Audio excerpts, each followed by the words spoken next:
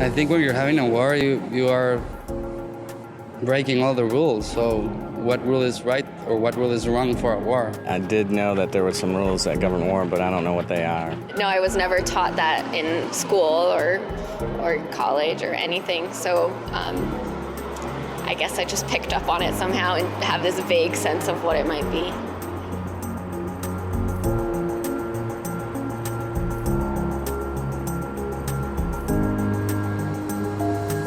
During war, people become hardened to soft things because they are trying to survive.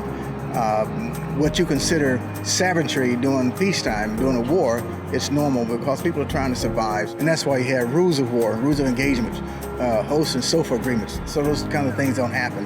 And when they do, they can be monitored and managed and held people accountable for it.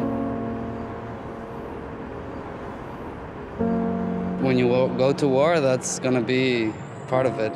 The destruction of civilians and destruction of hospitals.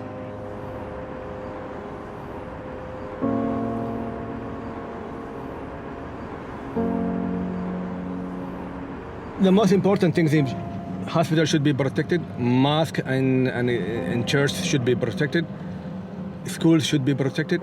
Innocent civilians, never, never.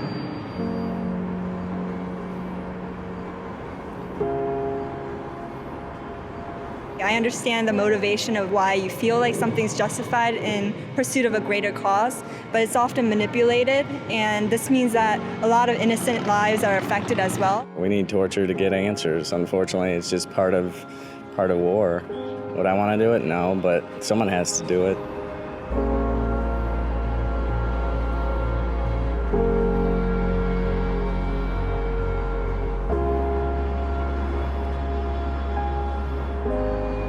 You don't need to torture anybody to get what you want, and even if it has answers, that's still inhumane. How can you fix humanity by doing inhumane things? People see it so often now that it's not as shocking. My understanding about torture is that there's no such thing as reliable torture, that it's not an effective way to produce information. So I don't believe in it.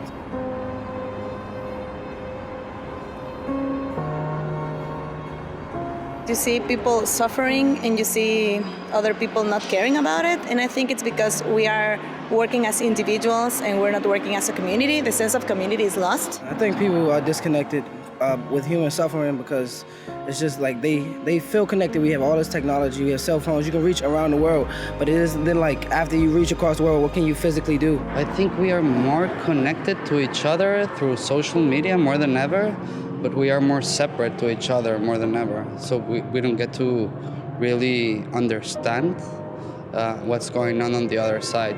We see this as a story that goes through the feed, but there's another one and there's another one, so we forget what's important or not.